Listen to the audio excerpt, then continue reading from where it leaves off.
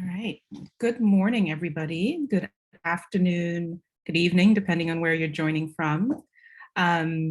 It's such a pleasure to have everybody gather again today for the second in our series of these research seminars, and to welcome Dr. Lumati and Dr. Anderson to present on their work on the financial risk of surgery. I'll keep my introductory comments fairly short so that we can spend a lot of time learning about the work that they've been doing, and then at the end, leave time for discussion. So just a couple words of logistics before we get started.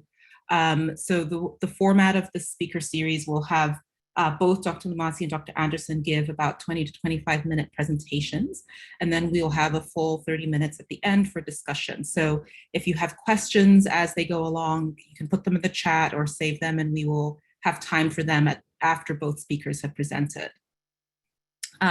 Also in the chat, you'll find a link to a Menti poll, and that's for us to just get a sense of who's joining and where they're joining from, which we'll show just before we start the discussion, so we know who's in the room, the virtual room, so to speak. Just to, again, share this, since it's our second in the series. This is a 10-session series with the goal of exploring methods and outcomes of global surgery research. Our typical format will be the same as today for all these sessions, where we have two speakers that speak on similar topics, followed by open discussion with the implication of the results and the methodology. We do have a website. The link will be posted in the chat. And as we go through this discussion as well, you'll find the link available there. It's through our Program for Global Surgery and Social Change website. For each speaker series, on the preceding Tuesday, we have a complimentary journal club where we really delve into the articles that have been published from the speakers that are present. So Dr. Lumati and Dr. Anderson, we have fully read your papers and are very excited to hear from you and primed to be able to have a really good discussion. Also for the upcoming speakers, this is a sort of a pub for the next series. So our next research seminar speaker will be on November 11th, and we'll be having Dr. Monteverde and Dr. Sani join us, and their discussion topics will be trauma care and outcomes and the use of registries. We have a large coordinating team that's working on these global surgery seminars. I co-lead this with Dr. Het Gautier, and fellows and RAs from the PGSSC program also help coordinate to organize this.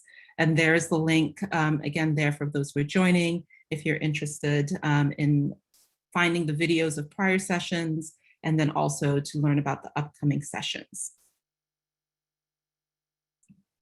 So without further ado, I'd love to introduce Dr. Juliette Lumati, who's going to be presenting, sorry about that, moved ahead, on her work on insurance and its use in financial risk protection in Ghana. Dr. Juliette Lumati is a complex surgical oncology fellow at Johns Hopkins University. She completed her residency in general surgery at University of Alabama and UCSF, and had her medical school training at the UC San Diego School of Medicine. She is also one of us. She had obtained a master's in public health and health policy at the Harvard T-Chan School of Public Health. She's currently an alumni of the UC Global Fogarty Fellowship, and spent her research fellowship in Ghana, evaluating the impact of the National Health Insurance Scheme on out-of-pocket payments for surgical care. And so I'm very excited to have her here to present on this work from my home country. So I couldn't be more excited to hear what she has to teach us today. So Dr. Lumati, I will stop sharing and allow you to share your screen. Welcome.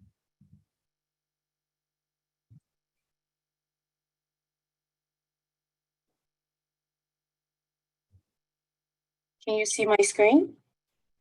That is perfect. Thank you so much. Great.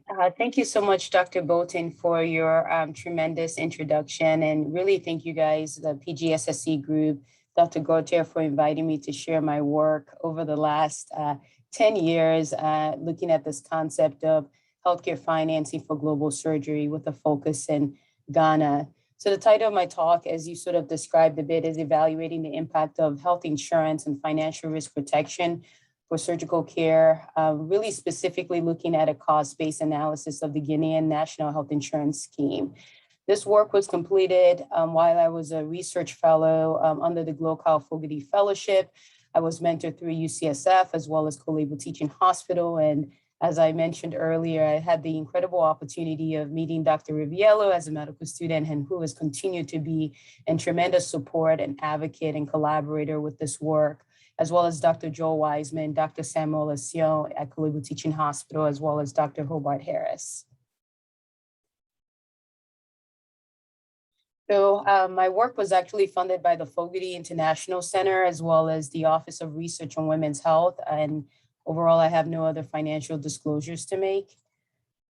So I'm going to really talk a bit about the background of this as to why this work is actually important in the global context, specifically when it relates to global surgery.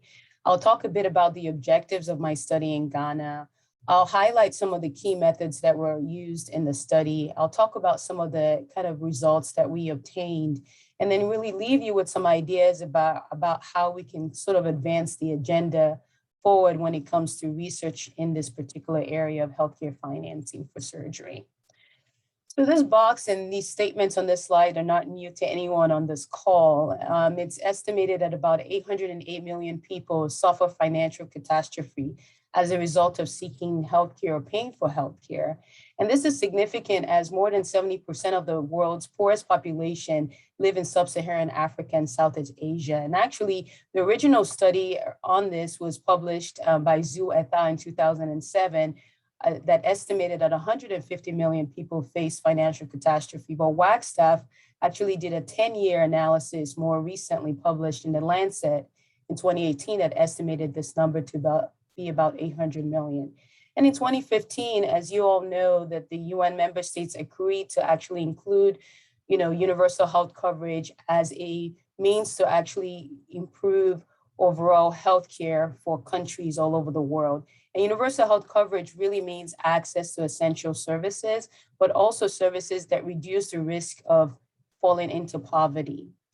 And because of the advocacy of the Lancet Commission on Global Surgery, as well as PGSSC and several individuals on this call, the World Health Assembly in 2015 recognized the role of surgery and anesthesia in universal health coverage. So not to really, hap on this sort of the 6 priorities that we all have memorized as the Bible of global surgery, the Lancet Commission in this landmark paper in 2015, based on really rigorous research and analysis, identified 6 priority areas that all countries have to try to achieve if they're going to really meet this demand of UHC.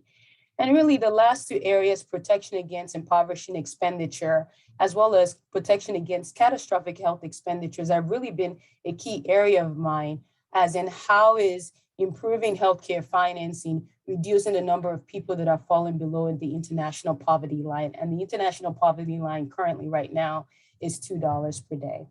And I'll talk a little bit about the financial catastrophe and protection against catastrophic health payments and the definitions of that in my subsequent slides. So before the Lancet Commission actually published this paper in 2015, Dr. Riviello and I had already been sort of dancing around this concept back in 2013. So this was a systematic review that we published in the World Journal of Surgery, where we were asking the question about surgery in UHC. And we basically were looking at all countries trying to find evidence of what types of surgeries were being included, under what specialties, and really the extent of financial risk protection that was actually being defined by these studies. And we found a variety, as you can see here, variety of procedures underneath general surgery, orthopedic surgery, plastics, and ENT. But when we started to ask the question of what is the cost sharing, what is the financing mechanism, how easy is it for patients to actually access this care at the point of care, we found very variable evidence as to whether or not these countries were actually protecting individuals from impoverishing expenditures.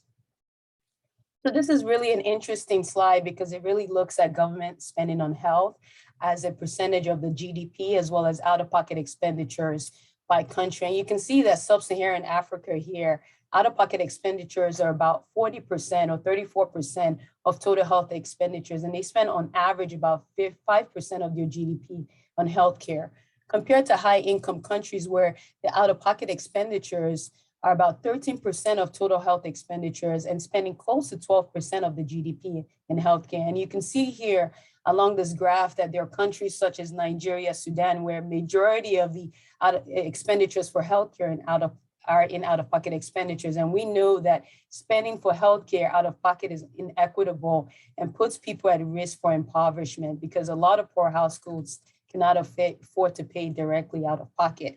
And you can imagine that some individuals may argue that overall the government expending on health, more, government expenditures on health increasing reduces the out of pocket. And that's not necessarily linear. I think that you also have to be very efficient in how you actually use your resources, even if you increase the risk pool. And you also have to be equitable. And the United States is sort of an example of that country where about 17% of our GDP is spent on healthcare, yet we still have significant disparities in access to care for underserved populations in this country.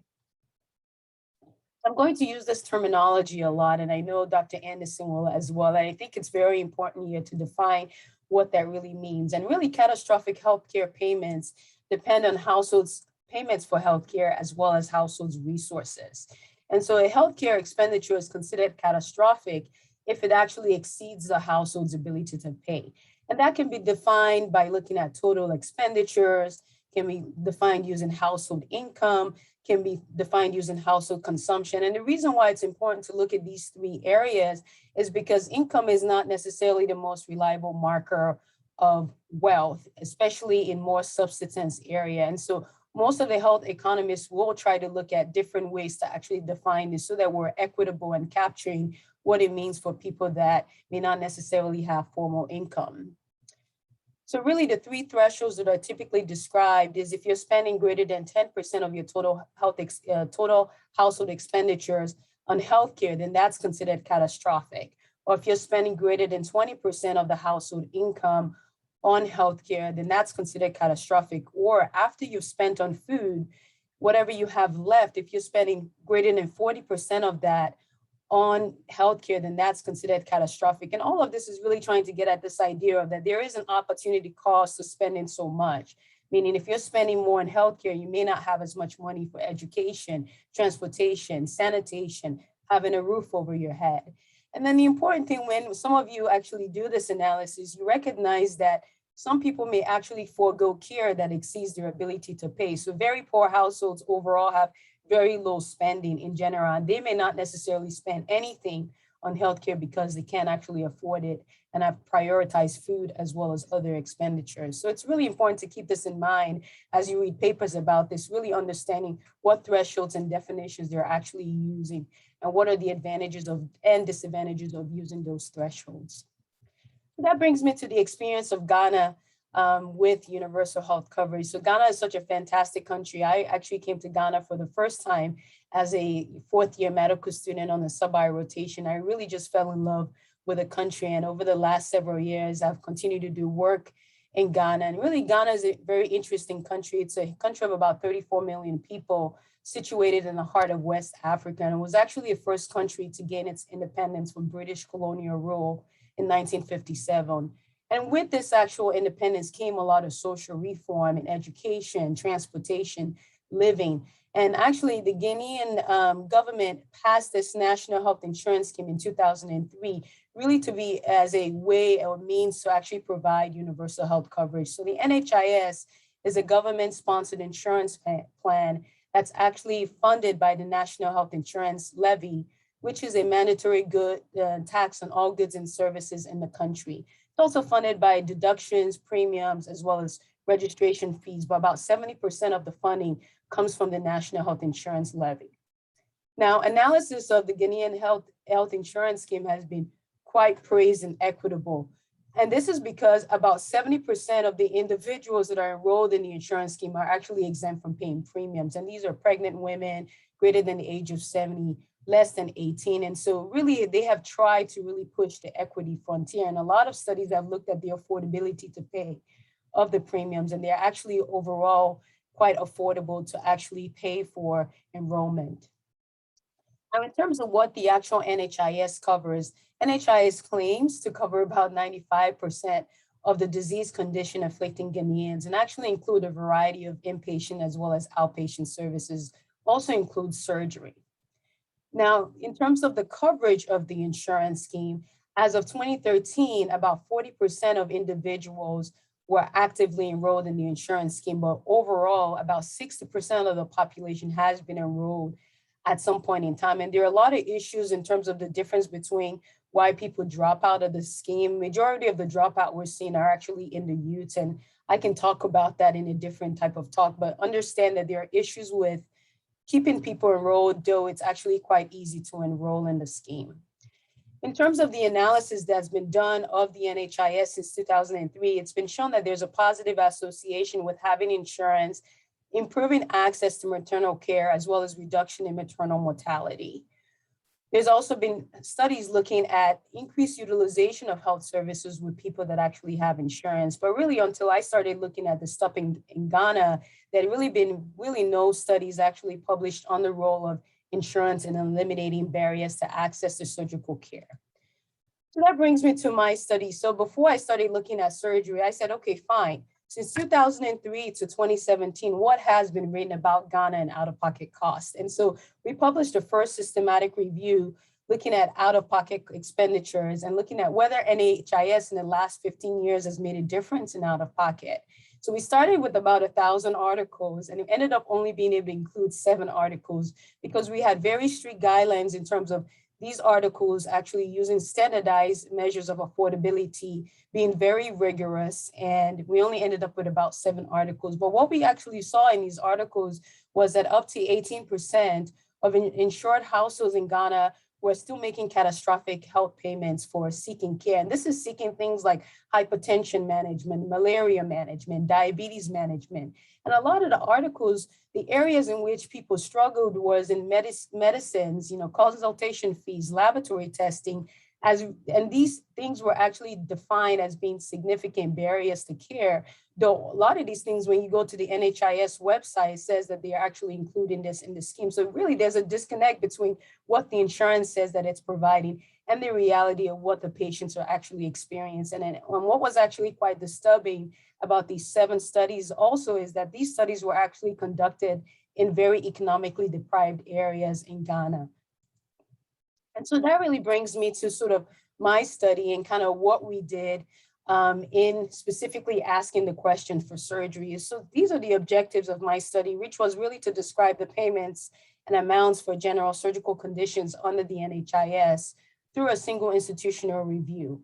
I wanted to test the hypothesis that the insurance made a difference in out-of-pocket payments for general surgery. And I also wanted to test the hypothesis that the insurance protected individuals from incurring catastrophic health payments. And so where was my study set? My study was set at Kolebu Teaching Hospital, which I had been, a proud participant of being here for the last 7 to 8 years. Kolebu Teaching Hospital is the largest hospital in Ghana, and it's the 3rd largest hospital in Africa with over 2,000 bed capacity with at least 5 surgical floors. When you look at the distribution of cases that are being performed in Kolebu Teaching Hospital, about 200 cases per month. Majority of these cases are being performed in general surgery as well as trauma.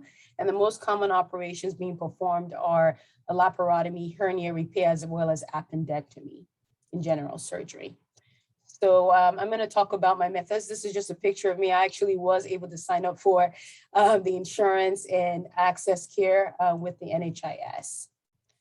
So this is my study design. So basically this was a cross-sectional survey of patients that were admitted and discharged on the general surgery ward between February 1st and October 1st in 2017.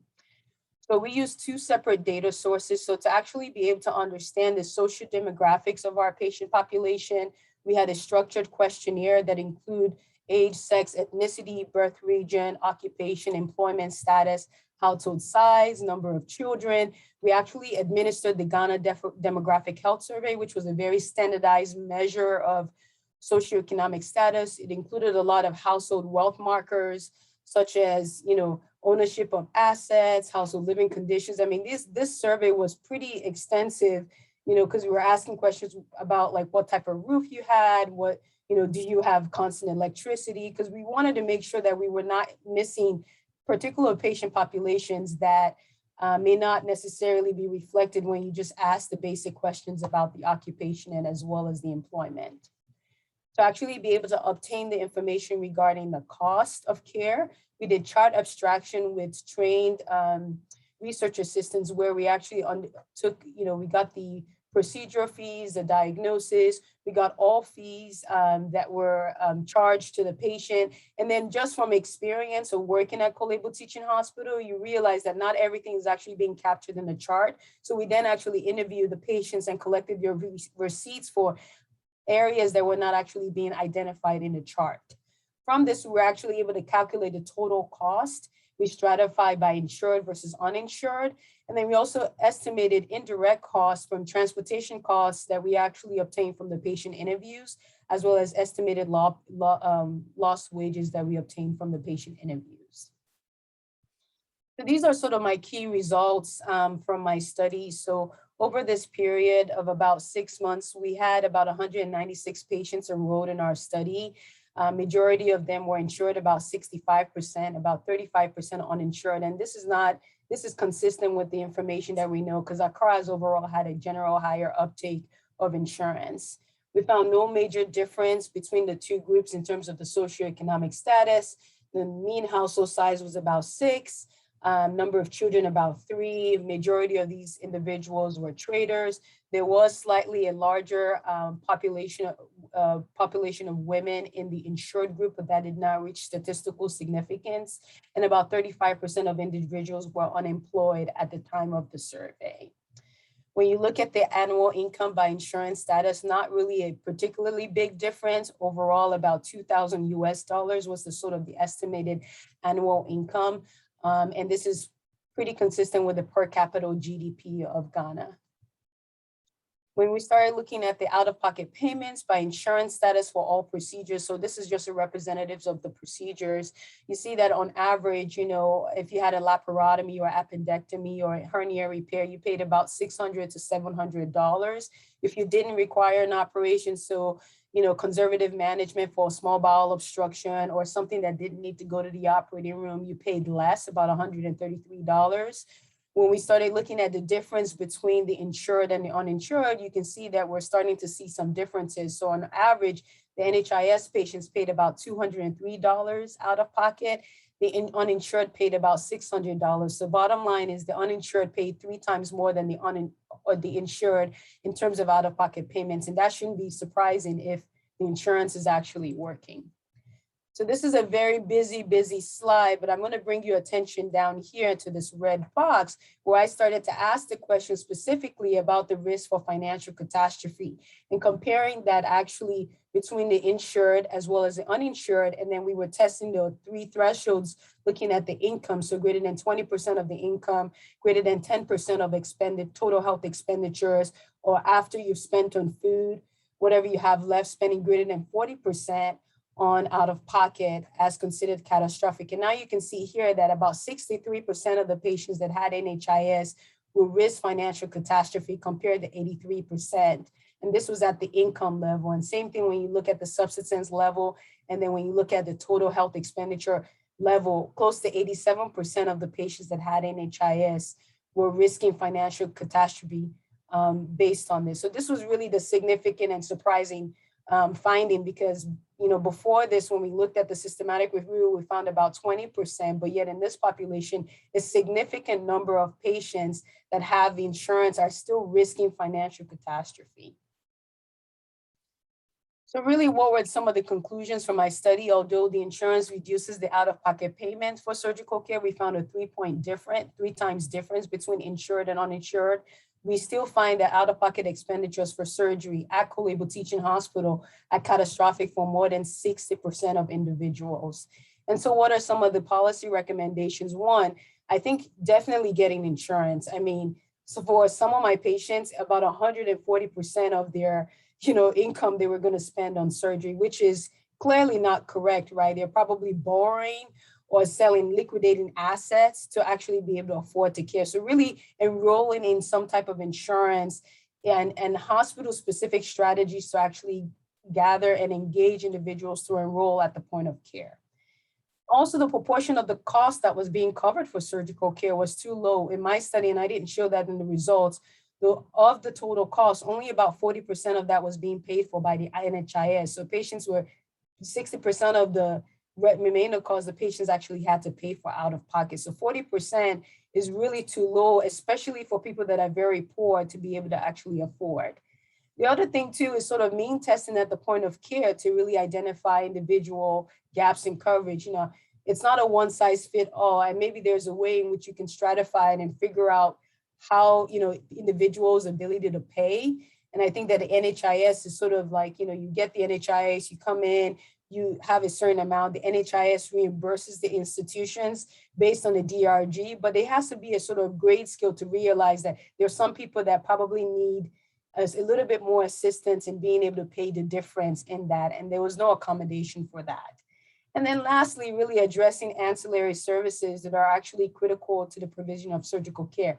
You know, at Co-Label Teaching Hospital, anesthesia care was not included or reimbursed for NHIS. And many of you guys know you can't provide surgical care without anesthesia care, right? Laboratory testing, blood bank, a lot of things that, you know, on paper we say we cover, but in reality, patients were actually being still asked to pay for these things. And I think these things are extremely invaluable, you know, to provision of comprehensive surgical care. You know, I'm going to become a surgical oncologist, and I'm looking at global cancer oncology. You can't provide, you know, good surgical care when it comes to cancer oncology without thinking about chemotherapy, radiation, interventional radiology, availability of pathology services. All of those things are part of how you provide a package for this. So just looking at the surgery is really not enough when you want to actually accomplish this in universal health coverage.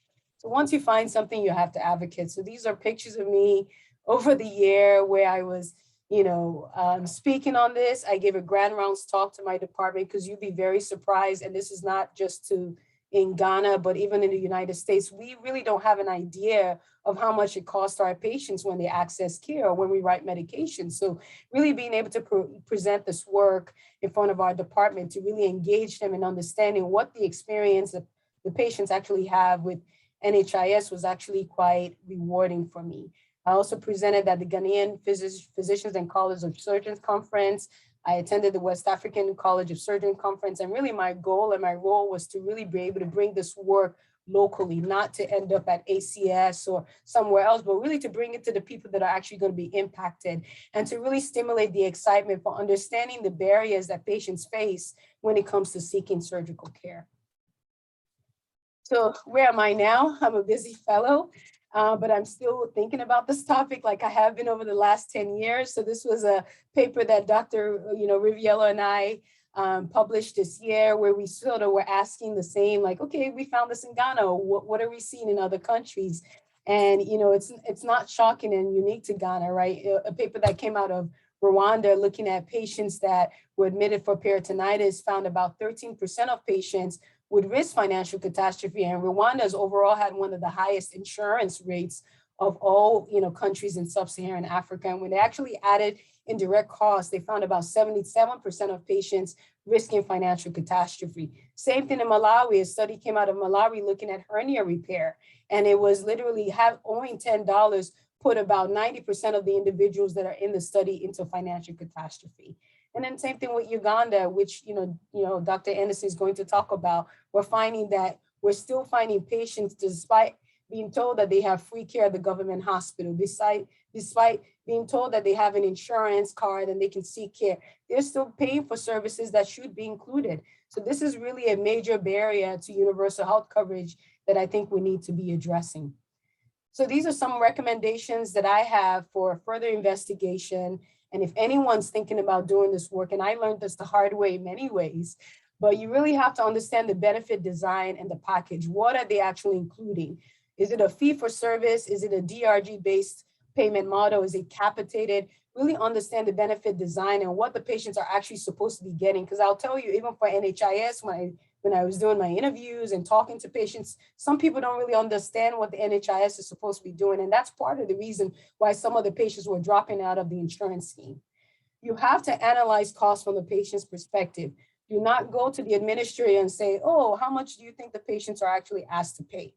Ask the patients, look at the chart, collect their receipts, understand what they're actually paying to the system, because there's a huge difference I learned when I looked at, based on the DRG and NHIS or not at the billing office versus when I started looking at the charts and asking the patient and combining the information that I got from there.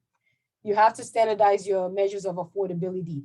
Use the WHO World Bank standards. Do not use any other type of measures. And that just allows your work to be translatable and replicatable when you do it using the thresholds that I actually described before. Understand how the pricing works in the hospital if you can.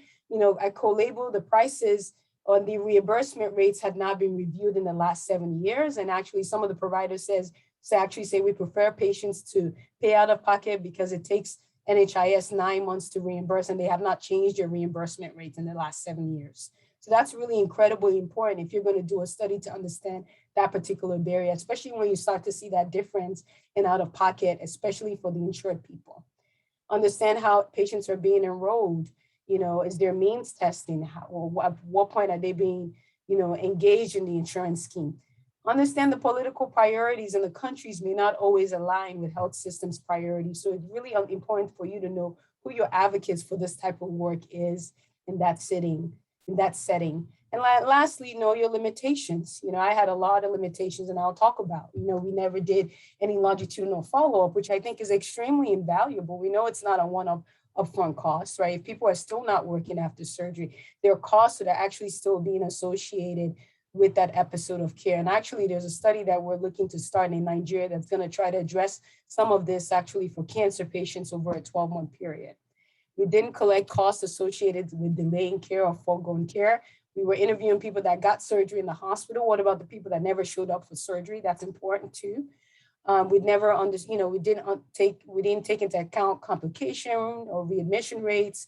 We interviewed people that were inpatient and not outpatient, and there may be differences there. We were also at the tertiary hospital, the largest hospital in Ghana with a 2,000 bed capacity. Would it be different if we were at a primary hospital in terms of cost? Understand the limitations of your survey instrument or your design. A lot of people that have done this work have either gone into households. I find that households can be kind of challenging, especially when you're asking individuals to recall costs from the last 12 months, which is how most of these surveys are designed. I was interviewing people prior to discharge. They may be different there.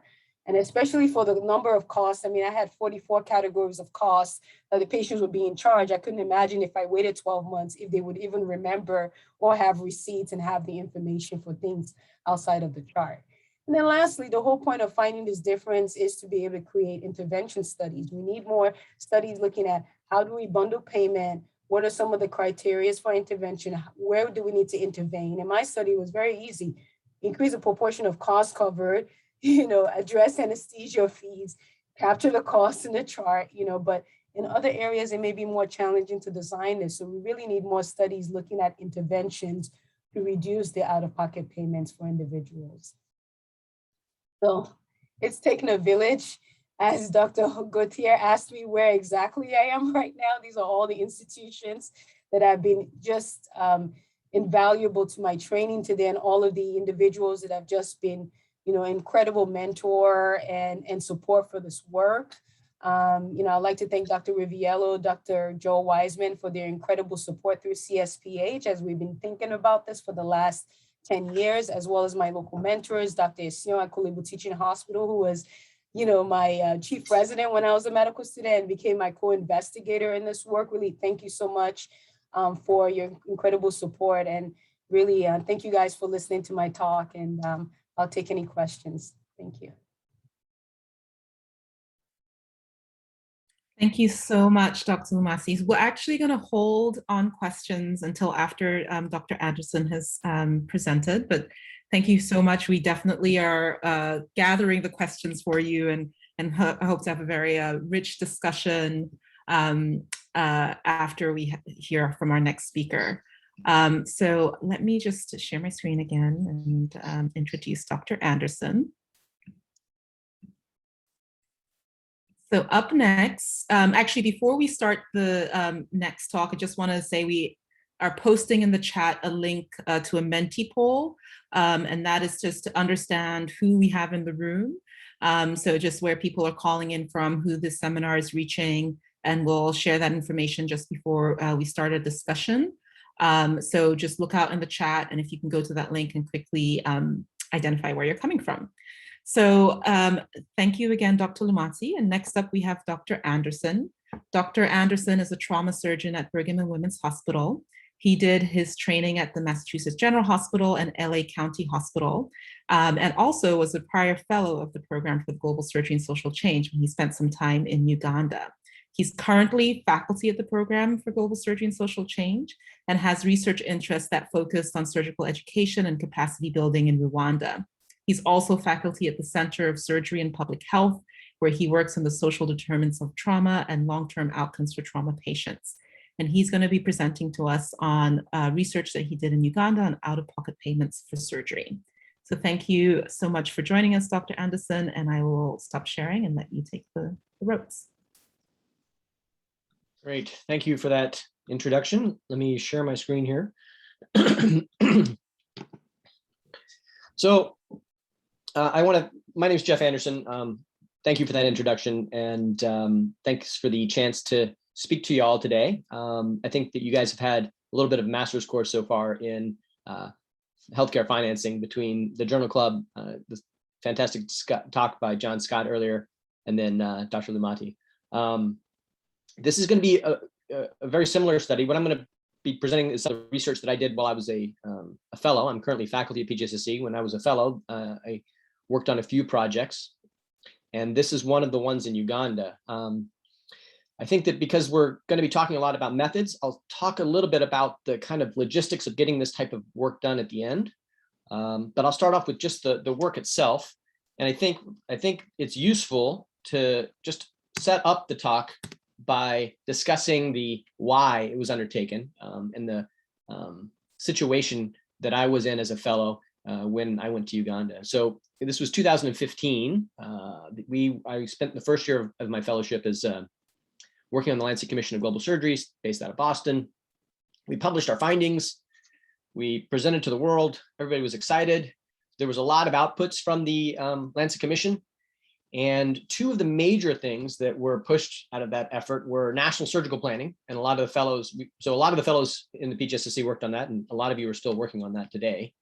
And the other part, one of the other big outputs from the Lancet Commission was these 6 indicators that have been mentioned several times now today. 6 things that we recommended that every country in the world measure as kind of a gauge of the strength of their surgical system. And through the leadership of John Mara, largely, we actually advocated and were able to get that on the World Bank's list of things that are important for countries to measure, that every country in the world should measure these important health metrics. And for the first time ever, there were surgical indicators on those. And those were the Lancet Commission indicators, a large portion of them. So my charge was we're done all this work to make recommendations as to what countries should measure. We had given very little thought, or we had given very little recommendations on how, the logistics, the implementation science, how you should actually measure these things. So my charge when I went to Uganda, I spent the next year of my fellowship in Uganda, was to figure out how to measure the Lancet Commission indicators in a low resource setting, in a scalable way, and in an informative way for countries. You've seen this slide several times today in different forms. These are the 6 indicators for the Lancet Commission. And as everybody has pointed out, the 2 of them, a full third of the indicators were about financial impact. And this talk is going to focus on these 2 indicators. I'm just going to briefly talk about why we think this is important. You guys know this backwards and forward. The key messages of the Lancet Commission: 5 billion people lack access. Surgical volume is critically low. How low? Well, of the 313 million operations that occur in the world every year, just 6% occur in LMICs. That's pretty staggering. So when we worked out how many more operations that means, it means that to reach bare minimum standards of what we think is an adequate surgical volume for countries, that means 143 million more procedures are needed every year around the world. And this number kind of varies depending on the methodology, but based on some work by Mark Schreim, under current financing schemes, that means 25% of the world is at risk for financial catastrophe just for accessing surgery. So what the concept here is, if we're as a Lancet Commission, if we are advocating for this massive scale up in surgical volume, the net result of that cannot be the financial devastation of the very people who are the recipients of that care. And if we just scale up without thinking about how we finance healthcare, that would be the result. So the goal for us was to figure out, all right, we have some modeling data on how much patients pay out of their own pocket. But what happens when you actually talk to patients? How do those numbers change? What does it really look like on the ground? And that was the situation for this study. Before I go into the data about what we found by surveying patients and how we did it, it's useful to have a little bit of background. Every country in which this is done is a little bit different because healthcare financing is different in every country. So the way it's done in Uganda is there's no national health insurance scheme like there are in other countries, like you just heard about in Ghana, like Rwanda has a famous one. There are a few private insurance kind of programs out there, but less than 1% of Ugandans can afford that. So it's pretty rare to see any kind of private insurance. The good news is that if you go to a government hospital in Uganda, the care is 100% free. There is no doctor fee. There is no hospital bill. There's no bill to look at. You don't even have to be Ugandan. A lot of the care at the hospital where I worked was on refugees from DRC, from people from across the border. There's no questions asked. You show up and you get care. In fact, it's so core to the concept of this that the government thinks it's so important that they paint it on the wall of the hospital. Here's a sign on the wall of the hospital where I worked: Imbarar Regional Referral Hospital. All services, medical supplies are free of charge. And that is true. Of course, there's a but, because this is another sign that shows up on the hospital in different forms every day. Every day it's a different list, but this is a standard list, and it doesn't project well. So I've written it here on the right-hand side of the screen for you. It says, doctors and nurses, note that among other things, the following items are out of stock. Giving sets, that's IV tubing, surgical blades, gauze, urethral catheters, cotton, IV fluids, IV Flagyl and IV ceftriaxone, which were the only 2 antibiotics we had, gloves, advise patients to buy, word management. So what this means for the average Ugandan who shows up to the hospital, at a government hospital expecting free care, is that they'll arrive with, say, a sigmoid volvulus. Their colon is twisted and becoming ischemic, at risk of dying, which will cause them to get septic and die.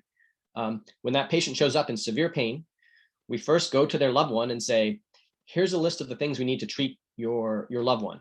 We don't have any fluids. We don't have any antibiotics. This patient needs an operation, so you need to go buy the scalpel to which we need to start the operation. We don't even have gloves. I'm a 7.5. Could you go buy my size so I can operate on your loved one? So the patient's family will then go across the street or into town, purchase them at a private pharmacy, bring those items back, and then we can start the treatment. So that's kind of the patient's perspective. And then kind of measuring poverty in general is, it's a big topic. This is the very superficial level of how you measure poverty. It's incredibly controversial and it's different everywhere, is what you should take home from this. There are some international standards, but every country is allowed to set a standard by how they measure poverty in their own country. The United States, you might be familiar, has a poverty line. It's an income-based line. If your household makes more than X amount, you're considered not poor. If you make less than X amount, you are considered poor. Uganda has a similar line, but as was mentioned in the previous talk, when you have a country where most of the economy is based on subsistence farming, income is largely an irrelevant concept. So it doesn't make sense to base your poverty line on income when most of the people in your country do not have kind of a standard way of measuring their income. So you measure it by expenditure. That's the international standard by which you measure poverty in low income settings, for instance. And Uganda that's how they measure poverty. They have a national household survey that the Ministry of Finance performs every few years. They publish it, and these results kind of say what the state of poverty is in Uganda. They base their poverty line on a 2,200 calorie diet per person per household. So if you are Ugandan and you make enough money to spend to feed everybody in your house, that comes out to about $1 per person per day. You're considered not poor. If you spend less than that, you're considered poor. And I said there are some international standards. The World Bank is the largest kind of proponent of this. As was mentioned, it's extreme poverty is defined at $1.90 per person per day. This slide's a little old, it's now up to $2. And then just run-of-the-mill poverty is $3 per person per day. This is also based on expenditure. This is kind of standards for measuring poverty in low-income settings. You guys have seen this slide as well already several times today, but healthcare costs are broken down into different categories. Direct medical costs, just remember that, are the things that you typically think about as the hospital bill. The medications, the supplies, the hospital fees, the diagnostic tests. The direct non-medical costs are the things that patients are paying, but are not like to the hospital. It's transportation, it's food while they're there, it's kind of those other costs incurred by being at the hospital. And then the indirect non-medical costs, those are the ones that are really hard to measure and are frankly usually ignored by most studies, including this one, because it's a hard concept. This is the lost opportunity. This is because you were not because you're sick and you're not working, you lost wages, or maybe you lost a job, and there's a real cost to the patient for that. And those are the indirect costs. So it's important to know these categories, because anytime you kind of evaluate a study on how financially impactful these interventions are, look at what they're measuring. Are they measuring all these three things? Are they measuring two? If they're only measuring two, then you know that the real cost of the real consequences for the patient could actually be much larger. And then these definitions were also talked about in the last talk, so I'll just briefly mention them. An impoverishing expense, so we're back to the Lancet Commission. Indicator 5, impoverishing expense, that's any amount of spending that pushes you below the poverty line. And a catastrophic expense, lots of different definitions. We kind of talked about the advantages of measuring them in different ways. The one that we settled on for this particular study was the 10% one. So if you spent more than 10% of your annual expenditures on a single hospital event, then it's a catastrophic expense. This one, as John Scott mentioned, because that's kind of easier to measure, it's becoming more common, and we wanted ours to be comparable to other studies. So that's why we decided on that one. And here's how we did it. This is we were piloting this project before kind of, I mentioned that the goal was to have scalable solutions to implement the findings around the world. And so we wanted to figure out a methodology that would work for low resource settings. So we piloted this survey at one regional referral hospital. Uganda has district hospitals, a single national hospital, and then there are 4 or 6 regional hospitals around the country that are kind of a middle tier. And we interviewed patients at the time of discharge who had an operation. We interviewed every single patient over 3 weeks, every single patient who would participate. And we used a validated questionnaire. And how did we do this questionnaire? I'll go over that a little bit more in the methods at the end when we kind of get deep into how this was done. But we combed through the literature for other validated studies, because other people are studying this, whether it's cancer care, medical care. Very few people had done it in surgical care. We looked at the questions that had been asked in validated studies. We tried to put those together in ways that would make sense for our patient population.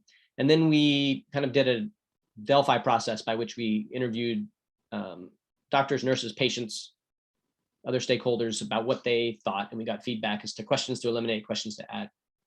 We came up with a questionnaire. And here's what we found when you interview these patients. So we interviewed almost 300 patients. They stayed about 4 days. Once they started traveling to the hospital, it took them about an hour to get there. The most common occupation was indeed a subsistence farmer. The household size varied quite a bit, but 4 was the median. And the median monthly expenditures was about $300 per month per the household. And the vast majority of these operations were emergencies. And even the ones that weren't emergencies, true emergencies, were pretty urgent. So this is not elective surgery patients are having. And here's how much they spent. On direct medical costs, so the things that you think of, it's $88. The non-medical costs, so the cost of transportation, et cetera, $78. And those are kind of ways, those are numbers that we use to calculate catastrophic and impoverishing expense, but that doesn't always tell the whole story. So we asked a few other questions of patients about the financial implications of this hospital stay. And 10% had to pay a bribe in order to get an emergency care at this hospital. More than half borrowed money. 1 out of 5 sold land, possessions, or livestock. 17% lost a job, and only 5% received some form of charity. When you run those numbers into the Marx-Rhymes equation for calculating catastrophic and impoverishing expense, here's what you get. On the catastrophic side, that's the first column. It's about a third of the patients. So the orange bar takes into account the direct and the indirect medical costs. Again, this is not even measuring the indirect cost, the lost opportunity. So a third of our patients had a catastrophic expense. And then the other bars are looking at the different definitions of poverty, like I mentioned. If you use Uganda's definition, over 3/4 had a impoverishing expense. And if you use the World Bank's definition for extreme poverty, it gets to 98%. No study's perfect. This one certainly isn't. The accepted definitions of poverty are not perfect. It's an incredibly political definition, as you might imagine. If you change the definition of poverty slightly in your country, all of a sudden you maybe double the poverty rate, and that doesn't look good for a politician. So it's how you measure poverty and how you define it is not always based on what the patient experience is. We relied on patients' memory of a typical month and how much they spent at the hospital. I'll tell you that patients were very consistent on what they were saying as far as how much they paid for their hospital stay. We excluded patients who died or who absconded. This was not super infrequent. Based on another study we did at the hospital, 5 to 10% postoperative mortality rate. So we didn't have access to those patients. So that's money, that's results that we don't know about.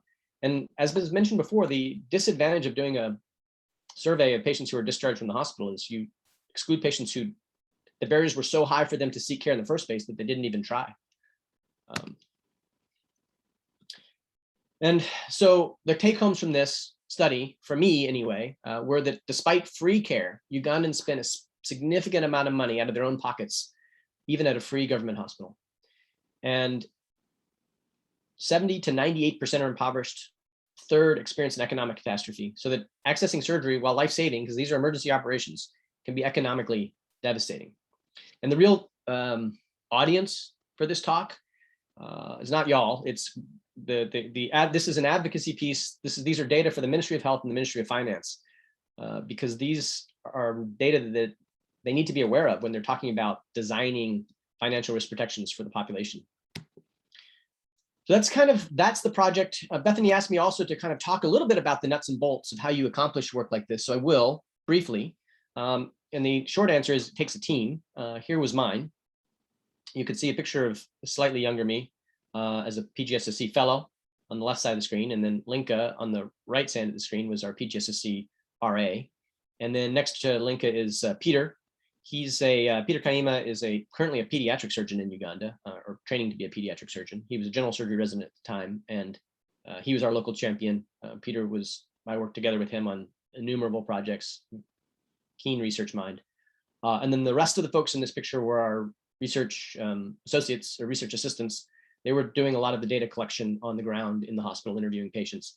There's a myriad of languages, a lot of languages spoken in Uganda, and it takes a team of people who are talented linguistically and in research methods in order to accomplish this type of work.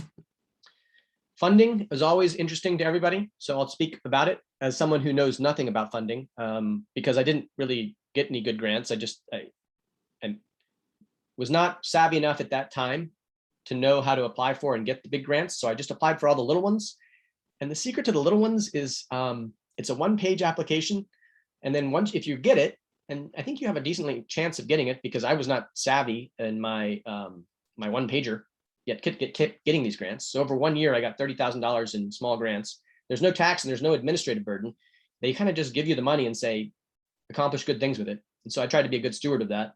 I didn't use all the 30,000 for this particular study, but one of the $5,000 travel grants essentially went to pay the research assistant salaries. And also, there was a small enticement for participating.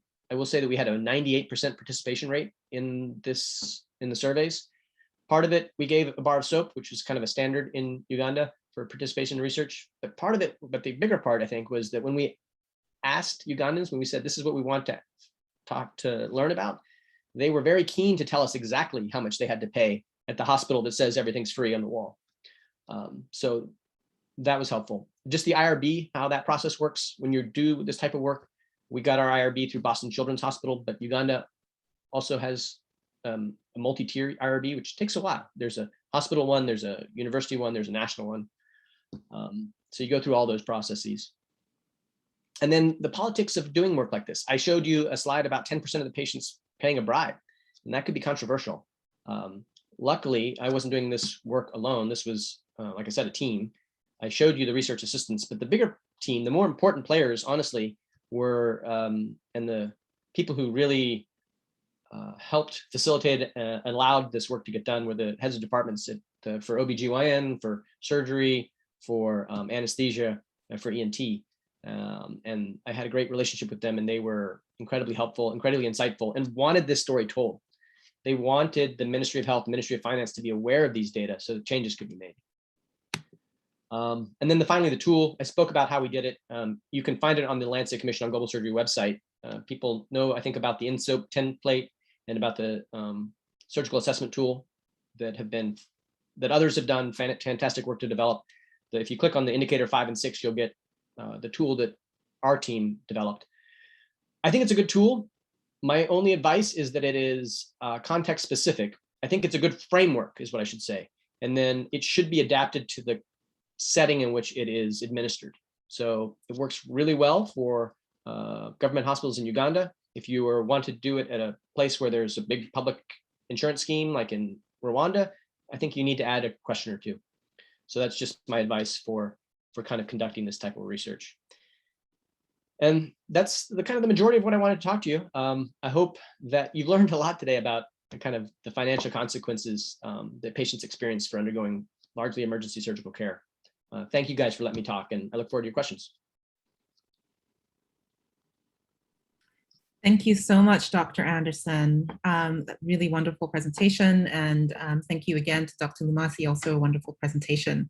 I'm looking forward to the discussion part of this. So we have about half an hour for this, so lots of room for discussion. First, just to let everybody know where people are joining from. Let me share my screen again.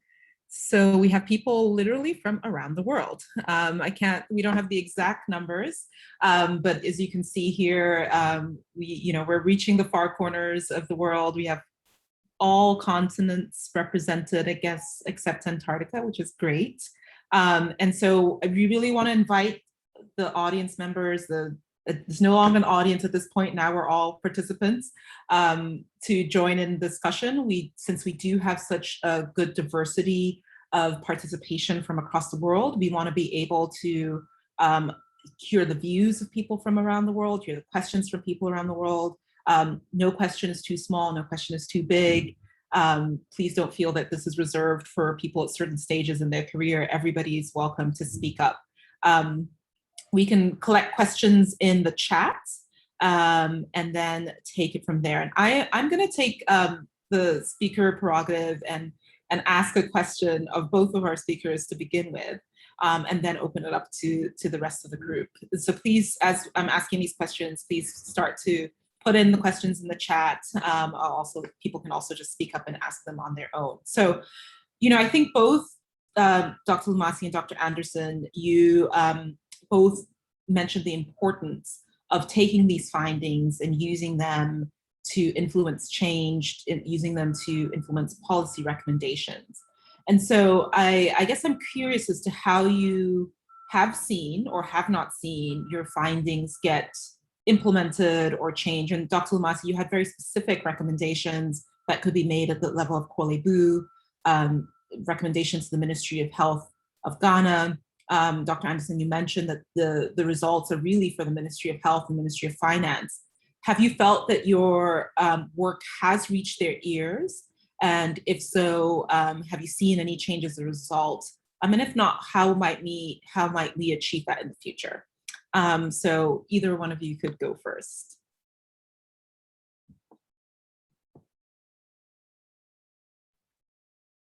I guess I'll go first. Dr. Anderson, that was a fantastic talk, and really, really excited to hear. Was really excited to hear that. I think, first of all, I engaged the CEO of the National Health Insurance Authority in my project. She's actually an ENT surgeon. I showed up at our office first day and I said, hey, let's have a conversation about this and what's going on. And I think that, it's nice to sort of, say you do a study, you have these findings, it's great. And, we're going to change something. But I think, when I look at the systematic review that we wrote in 2017 on Ghana, it's been cited 50 times. And each time it gets cited, I go and I look at what the authors are saying and where we're pushing the agenda. And you look originally in 2003 to where we are right now, there's a lot more people asking and pushing for this. So I think it's two arms. One is you don't just stop doing the work because no one's listening. I think you have to continue to work because ultimately who's suffering? The patients. And then secondly, you have to look for opportunities locally with the particular population that you're working with to actually influence that change. For me, it was easy as starting with, for example, our prescribing patterns and our patterns in Kolebu Teaching Hospital, engaging the surgeons about, do you know that this patient is still here and hasn't been discharged because their ability to pay threshold is so low that they can't afford this treatment, right?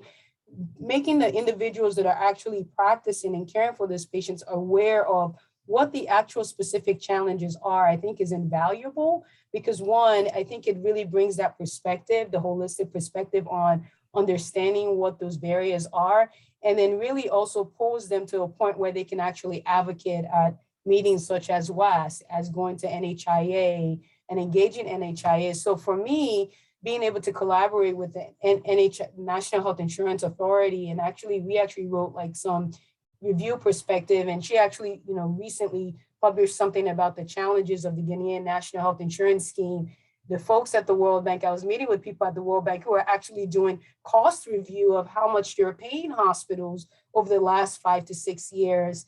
And what are, why is Kolebu different from anywhere else? I think that for me, it's not necessarily been that now all of a sudden 100% is being covered, but really making that good trouble that people are asking the questions, why are my patients suffering? More authors are writing about this, maybe not surgery, but other people. And then within Kolebu Teaching Hospital, they're gathering the evidence to say, hey, you know what, we really need to cover anesthesia. So I think we have to look at it like that. We shouldn't look at it as, well, I found this and nothing's been done, but you have to continue to do this work. We were thinking about this in 2012, asking the questions, right? And then between 2012 and 2015, the Lancet and everyone's like global surgery and healthcare financing. And now we have tools. Now we have to move forward to implement those tools. And now we find something, now we have to look for intervention studies to improve it. So it's all a continuum, you don't stop. And I certainly, like, Dr. Anderson was saying, this is a very, very hard area to study, right? Because you're going and asking how much, patients are telling you how much it's costing. The person that's doing the cost analysis, you're asking for information that people aren't always comfortable telling you this information, but that shouldn't stop you because ultimately, I think the patients benefit from this advocacy. And I think as much as, engaging the people, the population that you're working with and transcending your work into research and having that research change practice is a lot more important to me than whether or not this Minister of Health, that's going to be here for 2 or 3 years, absolutely runs with every idea. Thank you so much. I think that's well said. And I would just kind of echo those sentiments by saying, this is a talk I've given a lot of times, first, mostly in Uganda at all different levels of influence. I wish I could say I've seen more change, but I don't think that should be discouraging. I think that should be a call to arms. I think this is important. And what I hope that this day and this week, with all these talks that you guys have heard, is done, is drum up some enthusiasm and some excitement for this type of work, because I think that there's a lot more work to be done. Dr. Lati mentioned modeling studies and kind of solution-based studies. So there's some data that highlights the problem. I think we can work on some data that highlights solutions, and maybe that'll be more influential. Thank you so much. I definitely appreciate those messages. Actually, just reminds me of just before this, I was in a grand round session where one of our GYN oncologists was sharing a couple stories, and a couple of them were referencing, if people might know, the Duomo Cathedral in Florence, where they broke ground on that cathedral in 1296, and it wasn't finished until 1435. And so the people who broke ground on it sketched an archetype that they actually did not have the technology to build, and knew that it was never going to be achieved in their lifetime, but they did it anyway. And so sometimes we have to push the envelope, even when we don't know that, even if we may not be the ones to ultimately see the success. So definitely those words of encouragement. So now I'll open it up and see what other questions have come.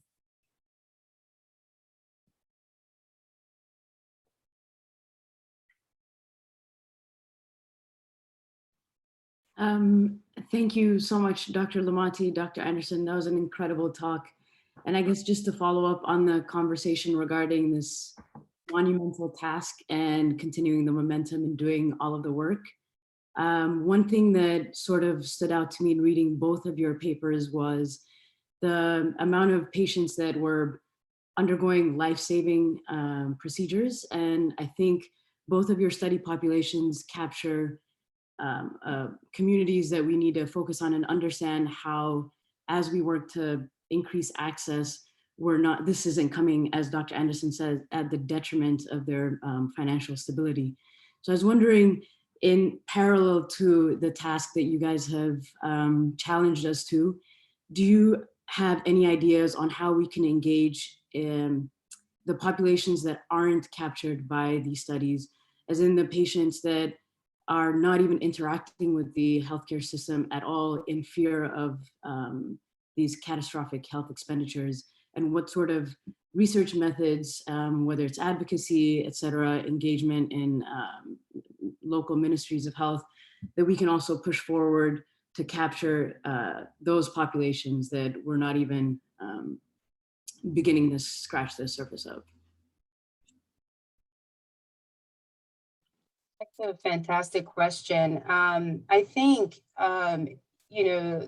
the capturing the people that forego care is extremely challenging, because how do you capture those patients? You capture those on household surveys. So you go and you ask people, did you ever have abdominal pain, and, did you seek care for it, and how often this happens?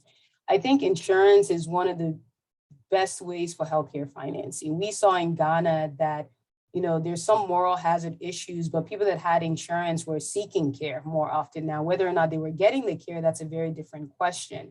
But I think that the insured, we see when they've done studies in Ghana, people that have insurance and that trust what the insurance is actually doing are more likely to actually see formal providers than the informal sector. So at least for Ghana, I think ways in which we can actually improve enrollment in the scheme as a way in which we capture more people to actually use the insurance is sort of a way we capture those people to say, okay, by the way, if you have insurance, you can actually go to this provider. But the other thing is also the quality of the service and the care.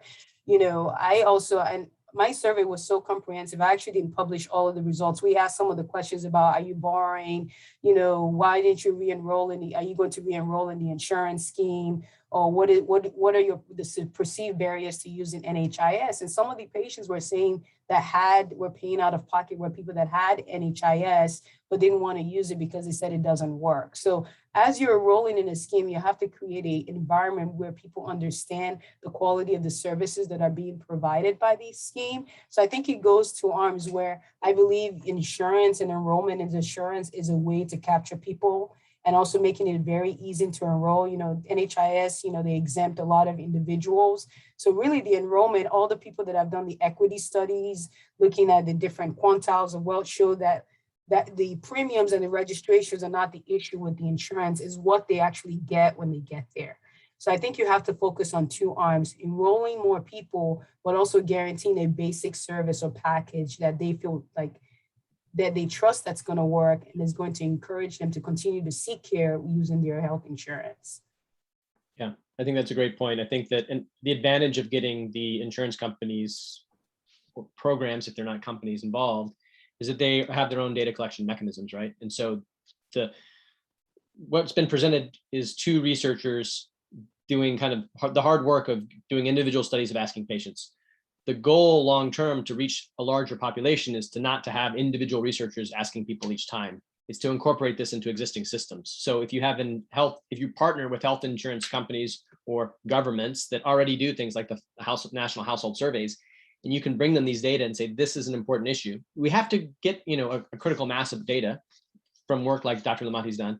But once you have a critical mass, you can bring those data to other groups that already are doing these national surveys and say, maybe this is another topic that you should include so that we have these data. So because this is important to patients, this is important to people's lives, and it's not being measured currently. And that's a way of kind of continuing this work without having to do all of it on your own back every time. And I think the one thing I was going to mention, Dr. Anderson, I think that, when I started doing this work, I thought, oh, it's based on a DRG. So I went to the billing office because actually the data for NHIS is available. You can go and, based on getting an appendectomy, I had about 10,000 patients over 2 years that I looked at. But in practice, I knew that reimbursement amount was only half of the picture. So in my study, I actually collected the information from the chart based on the DRG reimbursement. And then I asked patients, okay, fine, I see this in the chart. What else are they asking you to go across the street to get? And I think that by doing those two arms, I really got to the question of what they're actually paying for versus if I just went, if I just looked at the, DRG that I looked at and looked at the reimbursement rates. And the same thing, like when at the NHIA and at the World Bank, they have the data, right? But they only collect the data on the NHIS. So you would be missing, if I just did a study and I looked at, the average reimbursements by NHIS, I would not have the denominator of the total cost. I will also not have how this compares to the actual uninsured. So, this was a very single isolated study. And it may take a few other, it may take someone doing something in Kumasi, which someone actually reached out to me who's going to do a similar study in Kumasi and maybe 4 to 5 studies to then tell the NHIS, hey, you need to capture all of this cost because what you're capturing right now is how much you're reimbursing based on getting an appendectomy. You're not getting the laboratory test, the blood bank, the CT scan that the patients are being asked to actually get. And I think that's, when you're doing this type of work, you have to do your due diligence. Don't publish half of the cost. If you have any idea that they're paying more, find out, get to the truth, because you're going to help a lot more people than you would have. I mean, I think my even study underestimates the true experience of this as much as I tried. So I think you have to be very diligent. Like ideally, it'd be nice, like in the US, you have so many Medicare databases, you have cost databases that you can use. And we published a similar study at my institution looking at just cost, and that is very accurate. But in our setting, it's challenging because if you look at just the Ministry of Health data, you'll be missing half of the information because in reality, as all of these studies are showing, including Dr. Anderson's study, people are still paying for things that are supposed to be actually free at the point of care. Yeah, amen. Great point. I think that with those bigger kind of partnering with those bigger entities, you do gain power. But as Dr. Lamati pointed out, the nuance is so incredibly important. And the nuance is not subtle. It's big differences between what's reported and what patients will tell you. Thank you both so much. And just also because I think this is an opportunity for networking and for us to get to know each other, I'm just going to say Dr. Yogalain is one of our fellows in the program for global surgery. She's a general surgery resident at Columbia and is interested in going into surgical oncology. So I think you and Juliet have a lot in common. So just want to make that introduction. And as people ask questions, please just say, one sentence about who you are and where you're from. We have one question in the chat from John Mark Wachi, and maybe you can also just add another line about who you are. You're from Ghana, and you say, I know that there are a number of private health insurance schemes around. I would like to know if the Ghana study took a look at whether private health insurance is complementing the NHIS in surgical care. So that goes directly to you, Dr. Lamati. Yeah, so only about 10% of our patient population had private insurance scheme, and it didn't pay for much. So I didn't include that in my final and my analysis, but it was a very small amount of people that actually had the private insurance scheme that were seeking care at Kulipa Teaching Hospital. That may be different for some of the other private hospitals that may have a higher proportion of individuals with private insurance, but my patient population primarily were NHIS uninsured. Okay, great. And there's one more question in the chat, but I actually am just going to take another opportunity to ask another question. And just knowing that we have trainees on the call of different levels who are learning how to do research and research methods. I think in any research project you do, there's some learning to be had and things that you might do differently next time. And so I guess, you know, knowing that with infinite resources, there's a lot more that we can do. But if you had the same level of resources that you did have when you both did your projects, what would you say that you learned in collecting that data that you might do differently if you had the opportunity to do this again?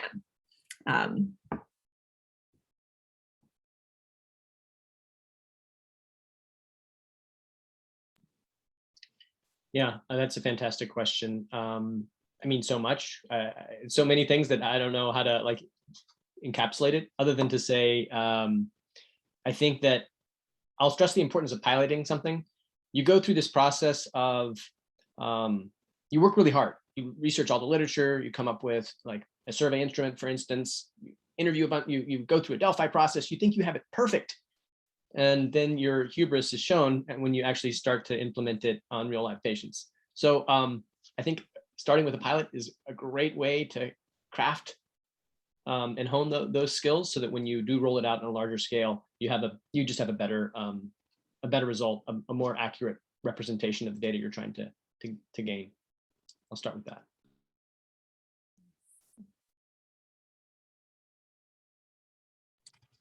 Yeah, I think, you know, I think that's a fantastic, I think you have to pilot, you absolutely have to pilot. You'd be surprised, you know, some of my patients are like, why are you asking me what my roof looks like and this, and, you know, why are you asking all these welt markers? But you really have to kind of go through iterations of those pilots to really be able to come up with a finalized, validated tool. And, you know, we both standardize some of this. I use the Ghana DHS, which is very standardized. I've seen studies where they use 1 welt marker or 2 welt markers. You have to try to use some validated tools so that this is very, it's easy to replicate. I think for me was trying to really understand my stakeholders in my project and really engage them. That was probably the hardest part because a lot of providers actually prefer to pay out of pocket than the NHIS. And so really trying to create this idea that this is extremely important to understand and extremely important to study, I think was the most challenging aspect of my study. I think, you know, as I kind of mentioned in the limitations, I think we need more longitudinal studies on this. Most studies have been cross-sectional household surveys, or we survey people over a period of time. I did 6 months, you had 3 weeks, but that was like one person, and within 6 months, it wasn't like I followed them for 6 months. So I really do think that we need more studies like that, where we actually capture someone, we see how much they are spending, and then we try to understand what the long-term impacts, or at least 30 days, 3 months, a year impact of that type of spending on their household wealth. And that's something that we're trying to do for cancer care, because cancer care, I can't just look at surgery. I mean, I'm on a tumor board right now in Nigeria, and it's like, you think surgery is the problem, you know, pathology, can we get advanced endoscopy? Can we get IR? You know, do we have access to more specialized things? So we're trying to at least see if we can follow people for 3 months. But I think we need more studies that actually would do some, you know, longitudinal follow-up, because that would be incredibly invaluable to say, hey, it's not just this one-time upfront cost. This person's still not working and losing income, and they're the primary breadwinner. This is a problem. Thank you so much. So take one question. Anam Esan has one, and then we'll go to Key Park. So Anam, I'm gonna let you unmute and ask your question yourself rather than reading it out, and introduce yourself. Hey, thank you, Dr. Bowden. Thank you so much, Dr. Anderson, Dr. Lumwadi. This is great. I'm doing some of this work as a PGSSC RA in India, and I was just wondering, I think one is the longitudinal follow-up, which we really hope to do there. But just a quick question, while we're waiting for this to get on the radar and have like maybe enough of that critical mass that Dr. Anderson was talking about, do you guys see the scope of maybe having smaller patient level interventions in this, and what do you anticipate those could be, and how can we really measure them? Because a few that I've come across seem to be in like silos with no accountability and no real comparative into what determines success and what determines failure. So any thoughts on that? Yeah, I think that's a great point. We all want to get to the solution faster. And I think that if you wait for governments to change, you may be waiting a long time. So make the change yourself. I love that concept. I think that there's not a lot of standardization because it's pretty new and there are not a lot of people are doing it. I think that that will come with time, and as more people undertake this type of work, that standardization, that kind of uncommon understanding of what should be measured and how you should measure it will come. But I think it's a lot of people trying to make it up as they go a little bit, to be honest, which is why you're not seeing that. I think that there's been a lot of work on things like direct cash transfers, for instance. That may be one of the things you're looking at in India, I'm not sure. But there's a lot of ideas out there. Which one will work and which one will be effective? I mean, that's the exciting part. That's why we're doing this research, right? I think you have to try your best to like really define your patient population. And that may be really key to make your results have some internal consistency. So it'll be really hard to like compare medical patients with surgical patients, with cancer patients, with patients on dialysis. Really like define, even if it's a very small scale, I'm going to look at all of general surgery. I'm going to look at cancer care in this hospital. I'm going to look at patients that get surgery versus patients that not. I'm going to follow them over a 3-month period. I think, a lot of our global surgery tends to be very, we look at hernia, we look at C-section, or some of the modeling is done on one type of operation. And in reality, if I need a surgical intervention, it could be anything.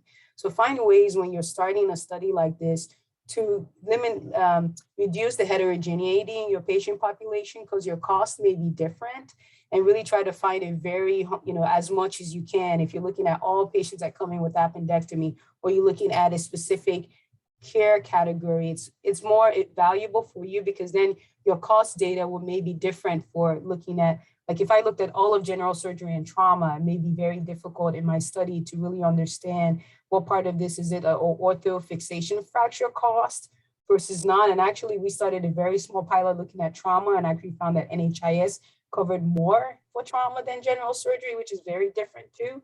So really just try to, if you're starting something like this, just really define your population of patients so you can reduce the amount of heterogeneity in the care and the cost that you may actually see in the results. Thank you. And we'll go over to Key now. Yeah, first, let me just say these talks were just outstanding, Jeff and Juliet. And I loved how, especially Juliet, you said you did these studies using some of the metrics that are standardized, right? So that these have become translatable. And I want to see what are the next steps to engage with the policymakers, right? It's clear that the people who designed this were not surgeons, at least when they were offering surgical care. I mean, they were missing some big gaps in care. And so the technical expertise is lacking. But I could imagine they would find this information incredibly helpful. And so, what about a panel, perhaps, where we have you all describe your study, invite NHIS people, right? Maybe someone from the World Bank, both on the financing side and then also an indicator side. Some next step thoughts. I would love to keep talking about this and have the whole podium to keep talking, because it's so important. We tried to do some of that, right? We tried to do that, some of it in Ghana, but I don't think you're absolutely right. Didn't gain the sort of national political priority that it needed to get. And maybe, inviting the NHIA person that's very familiar with the results of our study. She was actually a co-author in one of our other papers, to like a panel, and for everyone to be, interacting and getting the ideas from Uganda, maybe someone present the Rwanda study in Ghana, for them to understand, like, in this world, this is actually a really big deal, because I'm actually surprised. I mean, this, CEO of the NHI is actually a surgeon, but has been, is not a practicing surgeon and is more political now. And I could tell she was excited about changing some of this, but then again, there's that goal of being reelected and how, politically advantageous your policy is. So I think we would welcome an opportunity to really bring all of these leaders in ground to say, hey, not just in Ghana, but in Rwanda, Uganda, Malawi, all these countries, Southeast Asia. This is such a priority, and Ghana has done a study like this, and we want to be models for what this is going to look like for the future. So we absolutely welcome the stage. I'm sure Dr. Anderson agrees too. 100% agree. Key, you're the expert there on the advocacy. I'll bring some of what little knowledge I have to the on this topic. I'm game. Count me in.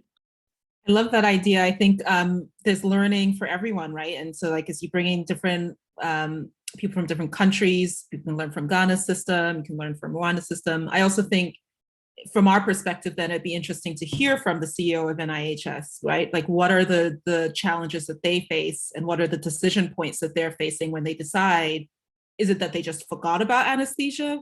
Possibly, but also were there other things that were going into that decision making? So well, that's I think that's a great idea. The study in Kumasi is going to be really important. I think that's going to be ran by Michigan, and I think they're going to be very invaluable because when I approached the NHIA, they said, "Oh, well, Kuleba is a different beast. You know, it's actually more affordable in other institutions." Yeah, let's see. So there's actually a study that's going to, look at this topic again, but in a different institution and in a different environment. And I'm excited to see how that compares to ours. Yeah, we need to take this to Cape Coast, Tamale, all over the country. Let's see, I think there was a question from Annabelle Slingerland. I don't know if she's still online. And if so, do you want to ask your question? I'm not sure I quite understood it from what was put in the text.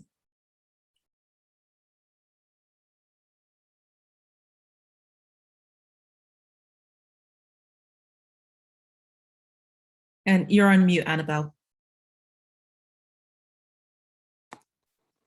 So thank you very much for the very insightful revelations on Africa, but that also makes me think of, I had an accident myself last year and ending up on the other side of the bed, experienced that a lot of things in the Dutch healthcare system are not covered. And we have, for the first time, we have pamphlets, as you were showing for Uganda, like it's a free hospital, etc. But what's your insurance package? Now, what we did was we did a study where we find out that actually a lot of people are paying out of pocket and are getting into trouble in a rich, wealthy nation as the Netherlands. And I don't know whether you looked into the history of Africa or Uganda and saw that this is a pattern that's emerging and that might also reflect other developments in pockets of the United States and Europe and other parts of the world. Yeah, I think this problem happens everywhere. I am working on projects in the United States on this very topic, including a longitudinal one. Thank you, Dr. Lumadi, for pointing that out. I think that's our next steps too. We're interviewing patients who specifically trauma population. So she'll be looking at cancer, I'll be looking at trauma, but this is a problem that happens everywhere, and even amongst, like for instance, in the United States, even amongst people who think that they're well insured, find out that they're not when an emergency happens, and that's a tragedy and something that I hope we can change. Right. So we are just at the half-hour mark. So just to wrap things up, thank you again so much to our two speakers, Dr. Lumadi, Dr. Anderson. You've given us a lot of food for thought. You've given us ideas for future research. I think we have people who are asking to reach out to you and wanting to do similar studies in other countries. So I think we have your contact information on the website. So that's one place where people can find you. But you can also contact us as the host, and we're happy to put people in touch. We do have a very, very brief feedback survey. The link is in the chat. And this is really take like 30 seconds. So as I'm speaking and wrapping up things, if you wouldn't mind just doing that, that's for us to just learn and make sure that we're giving you the sort of content, to use the social media terms, that you want. And that's helpful for people, and so that we can improve on the seminar series as we go ahead. So with all of that, again, look forward to our next month's speakers, where we talk about trauma and registries. And thank you again so much, Dr. Lumadi and Dr. Anderson. Look forward to hearing more from you in the future. Thank you. Thank you. We will leave the screen up just for people to get the link on the for the survey.